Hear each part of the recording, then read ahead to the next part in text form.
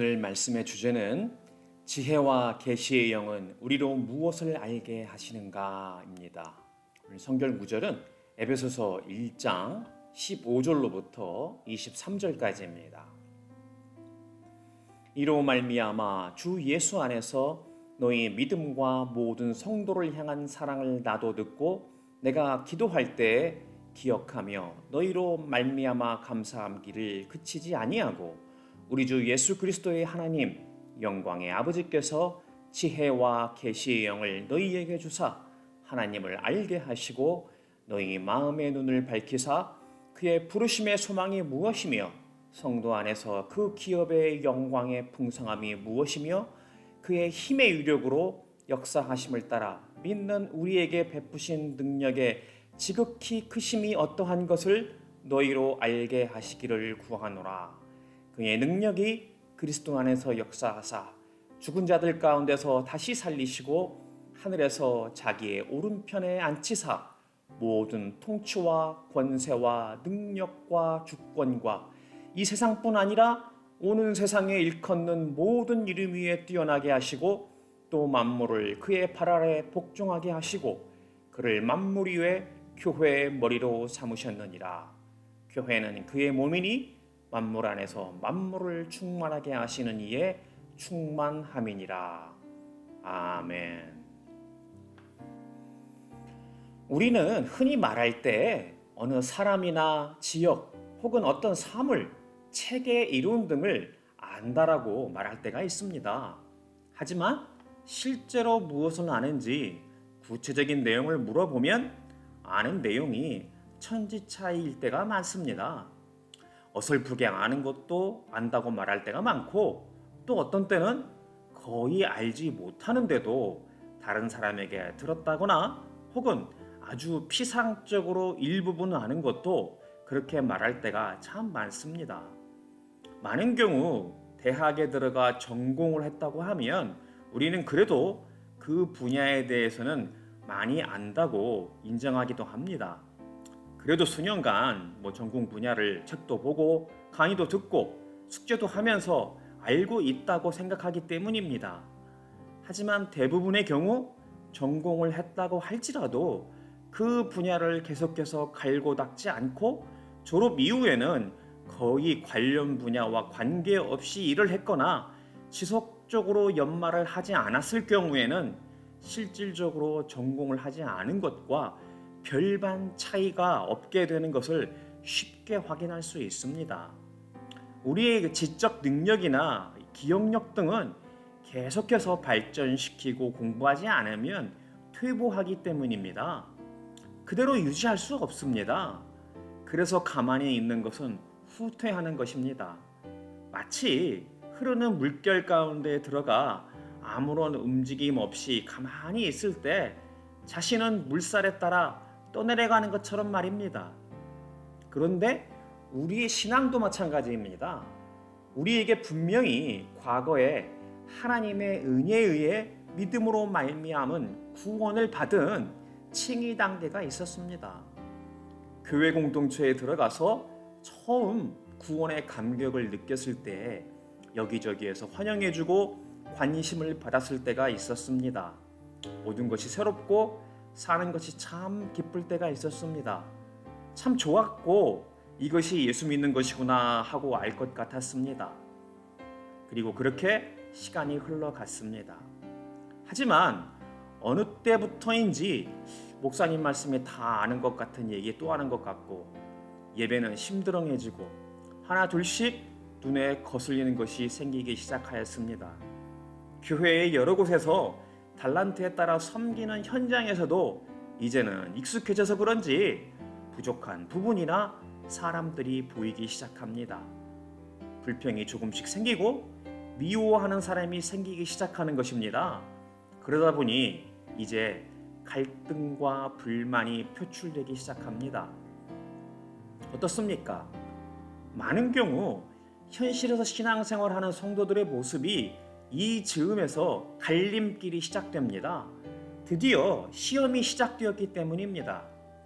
시험의 단계를 극복하고 더 단단해지는 예수 그리스도의 제자가 되느냐 아니면 시험에 들어 신앙생활이 흐지부지해지다가 결국은 교회를 대충 다니거나 혹은 나가느냐 하는 것입니다. 그렇다면 이렇게 시험이 시작되는 과도기를 어떻게 슬기롭게 극복할 수 있을까요?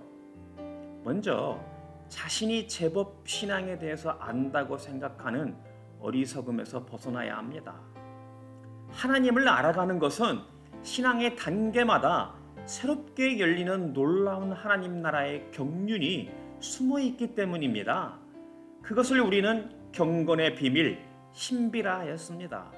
그래서 예수 그리스도의 제자가 되어가는 하나님의 말씀을 배우고 다지는 훈련이 필요하고 날마다 말씀을 묵상하고 기도하는 경건의 연습이 필요한 이유입니다.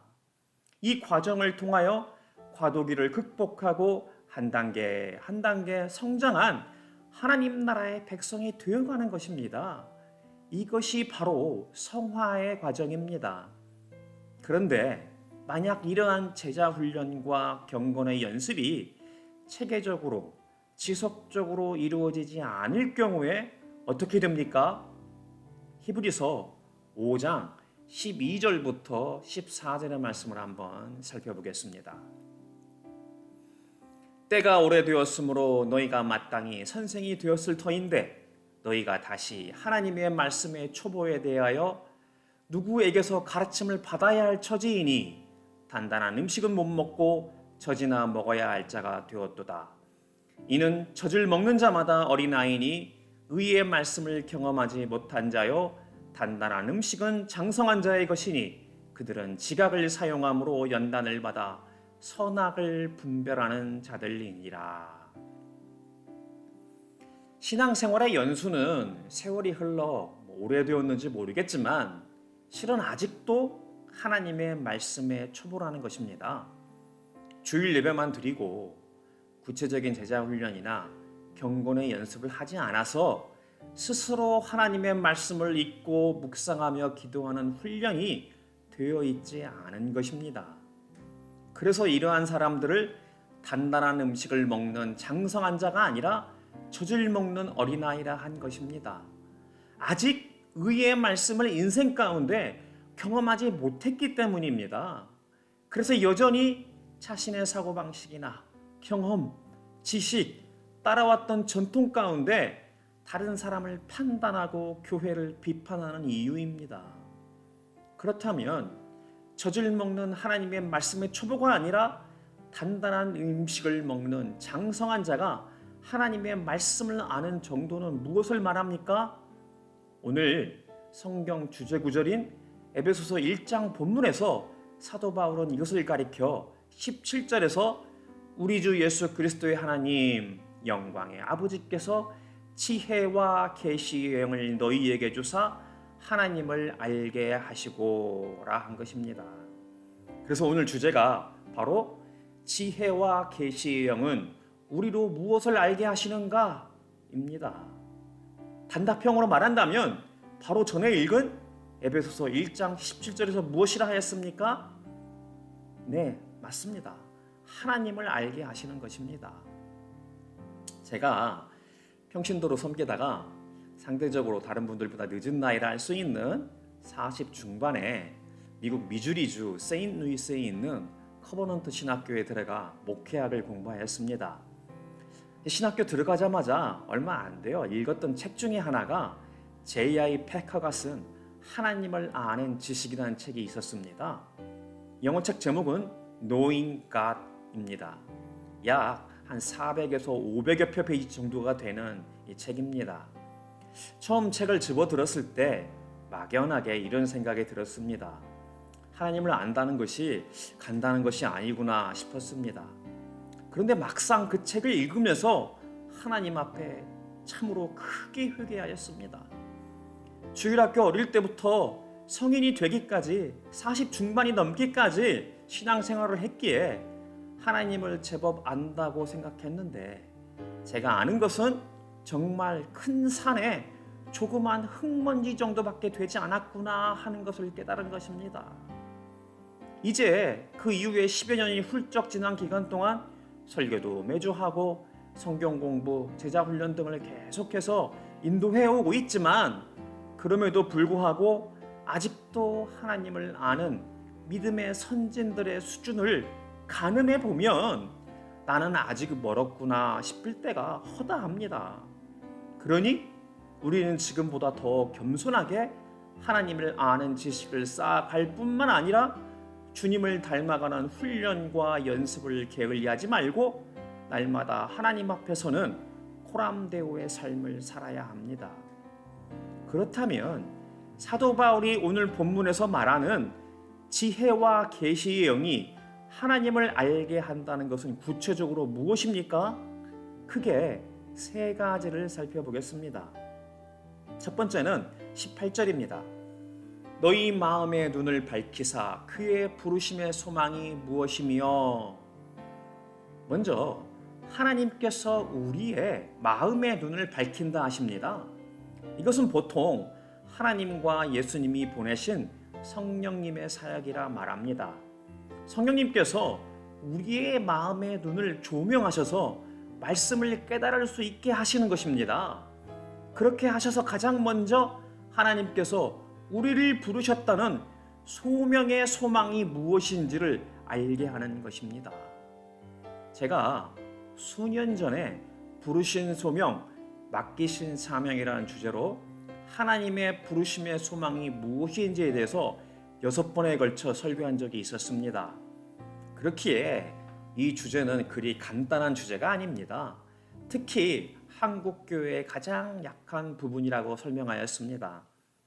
하나님의 부르심, 소명이라는 주제에 대해서 하나님 나라의 백성이요 예수 그리스도의 제자로서 구체적인 깨달음이 있을 때에야 비로소 주님을 닮고자 하는 선한 의지와 은혜를 바탕으로 각자마다 맡기신 사명에 대한 순종이 가능하기 때문입니다. 소명에 대한 인식과 확신 없이 일을 할 때 항상 문제가 생기게 됩니다. 그렇다면 성령께서 우리에게 하나님이 부어주시는 부르심, 소명을 깨닫게 될 때 우리는 바로 요엘서 2장 28절의 모습이 우리 가운데 있을 것입니다.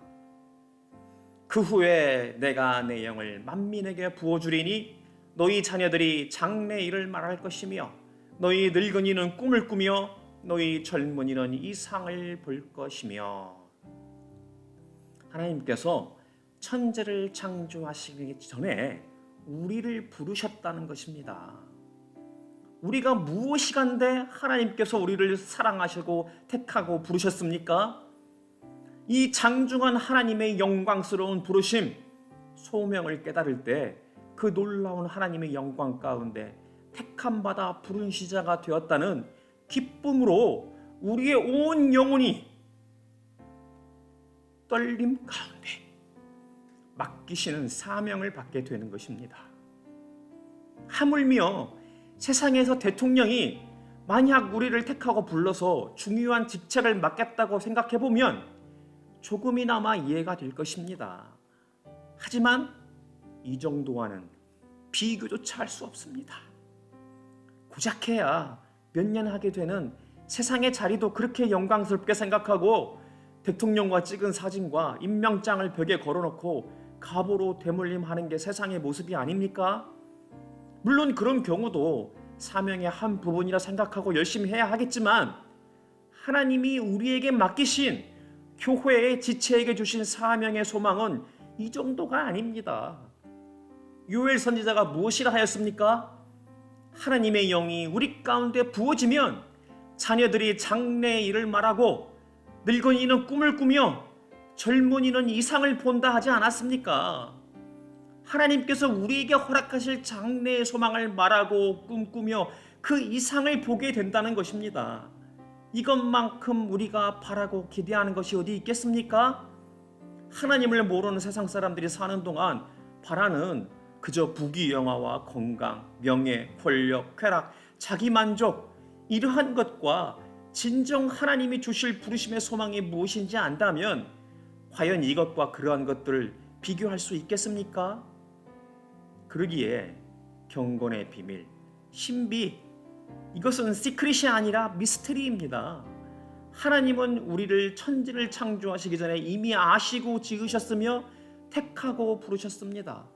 우리의 생김새와 성향, 능력, 사명을 하나님께서 정하시고 하나님이 택하신 때에 택하신 장소에 가장 적합하게 위치시키고 속한 교회 공동체에서 주님을 닮아가며 서로를 섬기도록 하시고 사명을 감당하도록 맡기신 것입니다.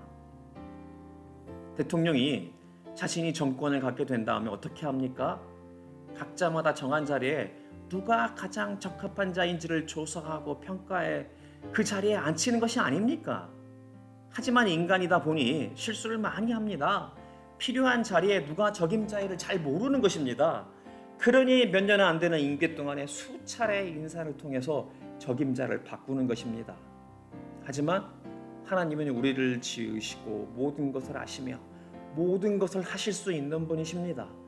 그렇게 지금 우리가 선 자리가 얼마나 중요한 자리인지를 알아야 합니다. 그것이 적은 일이든 사소한 일이든 아니면 큰 일이고 중요한 일인 것에 관계가 없습니다. 그저 투기장이가 필요한 그릇을 만들어 필요한 곳에 쓰시는 것이기 때문입니다.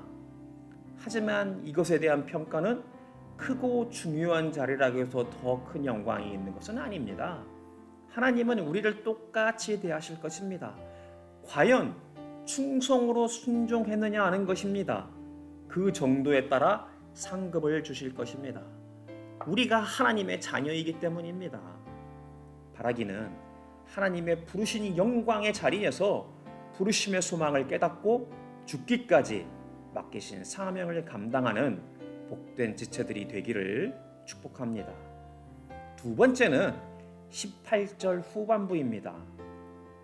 성도 안에서 그 기업의 영광의 풍성함이 무엇이며, 성경에서 기업이라는 단어가 나오면 우리가 아는 회사, 컴퍼니가 아니라 이것은 유업, 상속, 영어로 inheritance라고 했습니다. 하나님께서 성도에게 허락하시는 유업은 단적으로 말하면 무엇입니까? 바로 시작부터 완성될 때까지 이루어가는 구원의 모든 과정과 주님 다시 오실 때 허락하실 상급이라 할 수 있습니다. 하나님 나라의 백성이요 예수 그리스도의 제자로서 산다는 것은 항상 모든 것이 형통할 때만 있는 것이 아닙니다. 아니, 오히려 성경은 예수 그리스도의 제자가 되는 대가가 있다는 것을 분명히 말하고 예수의 그리스도의 고난을 따르라 말하고 있습니다. 사탄은 항상 우리를 유혹할 때 잠시 받을 혜택만 강조하고 정작 유혹에 넘어갈 때 겪게 될 죄에 대한 대가, 죄의 싹신, 사망에 대해서 말하지 않습니다. 마치 무슨 증권이나 보험, 어떠한 서비스 등을 가입할 때 혜택만 앞면에 크게 써놓고 뒷면에 여러 제약사항과 한계에 대해서 아주 작게 써놓는 것처럼 말입니다. 하지만 하나님은 예수님을 통해 우리를 부르실 때 분명히 자기 십자가를 지고 나를 따르라 하십니다. 예수 믿고 주를 닮아가며 주신 사명을 감당하는 것은 반드시 우리에게 감당해야 할 대가가 있음을 분명하게 밝히고 있습니다. 그런데 어떻게 이것을 감당할 수 있습니까? 이것도 마찬가지로 제가 수년 전에 피할 수 없는 고통과 고난에 대한 이해라는 주제로 4번에 걸쳐 설교하였습니다. 때가 되면 소명에 대한 주제와 함께 다시 한번 깊게 살펴보도록 하겠습니다.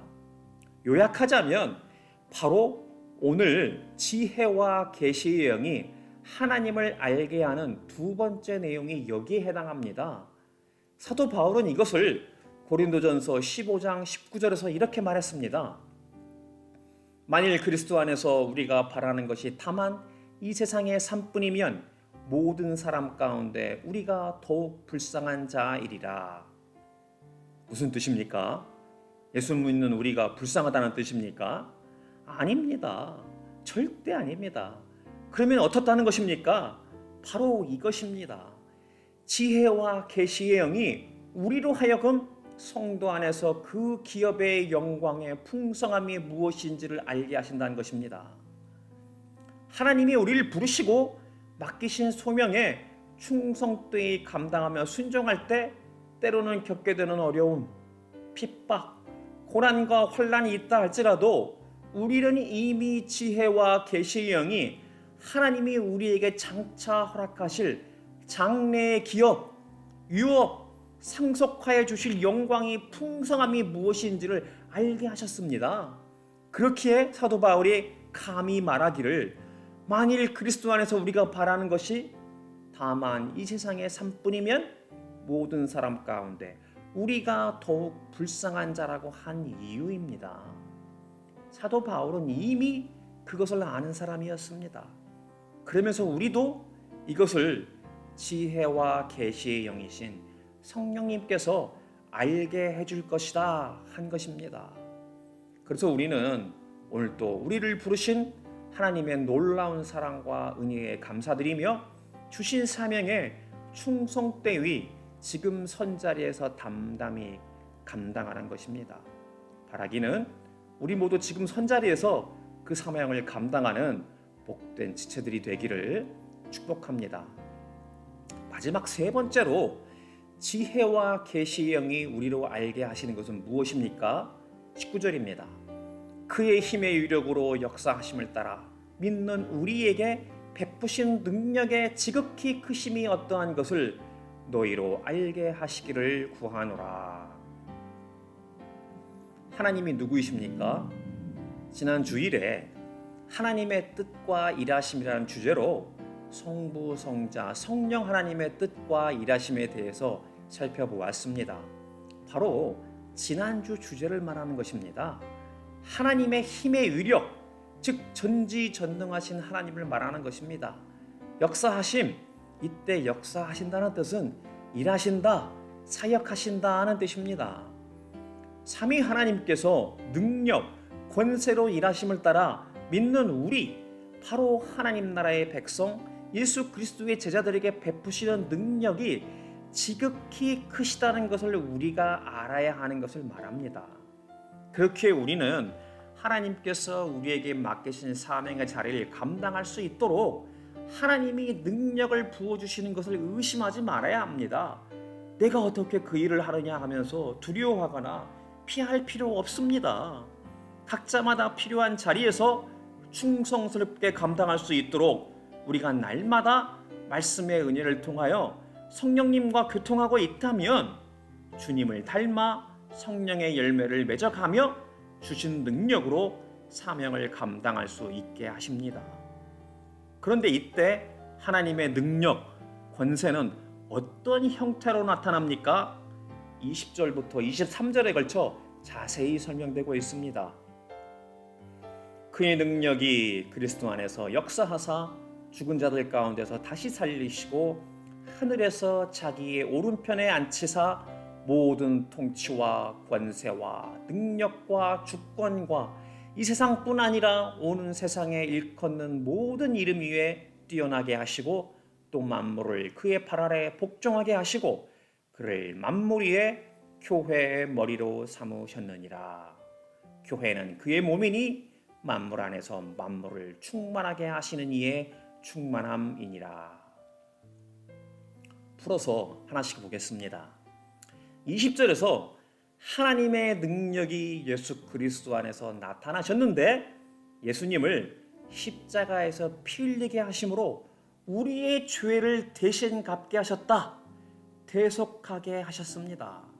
그리고 다시 예수님이 죽은 자들 가운데서 다시 살아나게 하셔서 부활의 첫 열매가 되게 하심으로 마찬가지로 우리도 주님 다시 오실 때 죽음을 이기고 영혼과 육체를 부활시키겠다는 것입니다. 그리고 예수님을 다시 하늘에 오르사 하나님 오른편의 보좌에 앉게 하시고 21절에서 모든 통치와 권세와 능력과 주권과 이 세상뿐 아니라 앞으로 다가올 세상에 일컫는 모든 이름 위에 예수님을 뛰어나게 하셨습니다. 그렇게 우리가 예수님을 주님, 영어로는 the Lord라 하는 것입니다. 우리가 영원히 따를 오직 한 분 주인이시기 때문입니다. 또 22절에서는 만물을 예수님의 발 아래에 복종하게 하시고 예수님을 만물 위에 교회의 머리로 삼으셨습니다. 그래서 교회의 주인은 인간 누가 아니라 바로 성자 하나님이신 예수님이라고 했습니다. 우리는 모두 각자마다 주신 달란트, 은사가 달라 각각 주어진 권한과 책임, 능력이 다른 청지기입니다. 주님이 언젠가는 다시 오셔서 은사대로 충성했는지 셈할 때가 있을 것입니다. 그리고 그때 충성한 정도에 따라 상급을 허락하신다 하신 것입니다. 그렇기에 어떤 것이 더 높고 더 낮은 것이 없습니다. 그저 주어진 은사대로 맡겨진 사명에 따라 충성으로 순종하는 이유입니다. 그리고 23절에서 교회는 바로 예수님의 몸이요 우리는 그의 지체로서 서로를 사랑하며 돕고 섬기며 어떠한 환경이 주어진다 할지라도 이 땅에서부터 하나님의 나라를 믿음으로 사는 것입니다. 그러니 예수님이 시작하셨고 예수님이 머리이시며 예수님이 몸이신 교회가 얼마나 중요합니까? 하나님께서 그 교회를 만물 안에서 만물을 충만하게 하시느니 즉 하나님의 충만함으로 채우시겠다는 것입니다. 우리가 신앙생활을 하는 처음부터 끝이 바로 교회에서 시작하여 교회에서 끝나는 것입니다. 바로 주님 다시 오실 때 우리에게 허락하실 새하늘과 새 땅에서의 하나님 나라를 지금 이 땅에서부터 우리가 연단받으며 주님의 거룩을 닮아가며 성령의 열매를 통하여 주신 사명을 교회에서 감당해야 하는 이유입니다. 그러니 오늘의 아침 묵상을 통해서 계속해서 살펴본 교회는 어떤 곳인가 하는 질문에 대한 답이 바로 이것입니다. 실은 이러한 내용들이 바로 우리의 신앙 고백이 됩니다. 그리고 이제 이 신앙 고백에 따라 실제 하나님 나라의 백성이요 예수 그리스도의 제자로 사는 것입니다. 그래서 우리는 지난 기간 팬데믹으로 흐트러졌던 신앙생활을 이제 다시 점검하여 교회의 참된 지체가 되어야 합니다. 그러기 위해 하나님의 말씀을 공부하며 날마다 읽고 묵상하며 기도하는 제자 훈련과 경건의 연습을 해야 합니다. 바라기는 우리 주 예수 그리스도의 하나님 영광의 아버지께서 지혜와 계시의 영을 부어주셔서 하나님을 깊이 알고 그대로 살아가는 복된 지체들이 되기를 주님의 이름으로 축복합니다. 마지막으로 지난주에 했던 찬양입니다. 나의 하나님 다시 한번 찬양하고 기도함으로 마치겠습니다.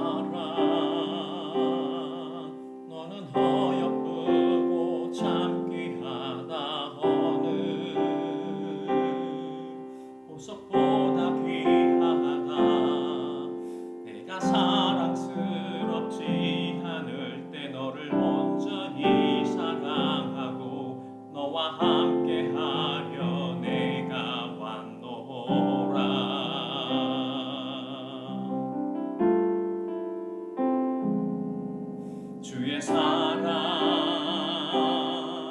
이 사랑은 결코 변치 않아 모든 계절 돌보시네 푸른 마르고 꽃을 시드나 주의 말씀은 진실해 실수가 없으신 주만 바라라 주님의 나라와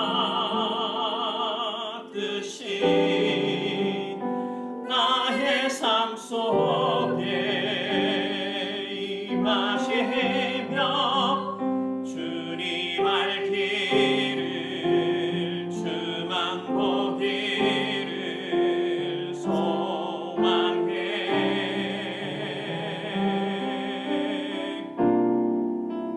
거룩히 살아갈 힘과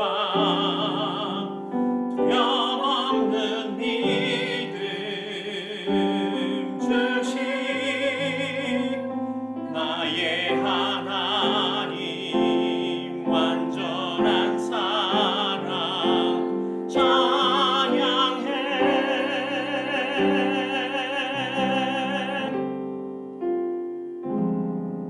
주의 사랑 이 사랑은 결코 변치 않아 모든 계절 돌보시네 푸른 마르고 꽃을 시드나 주의 말씀은 신실해 실수가 없으신 주만 바라라 주님의 나라와 뜻이 나의 삶 속에 임하시며 주님 알기를 주만 보기를 소망해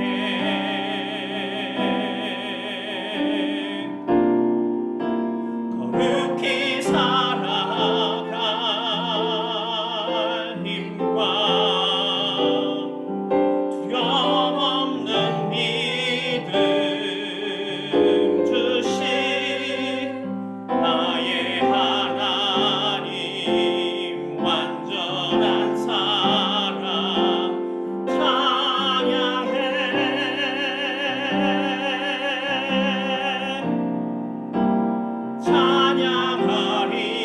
찬양하리 만군의 주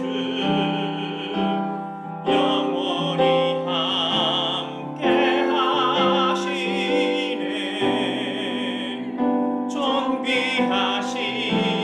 존귀하신 사랑의 왕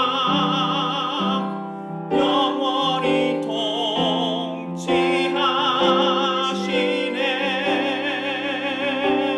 통치하시네 주님의 나라와 뜻이 나의 삶 속에 임하시며 주님 알기를 주만 보기를 소망해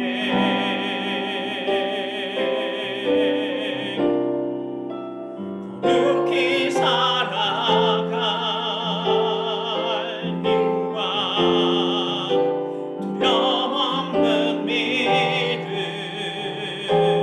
주신 나의 하나님 완전한 사랑 찬양해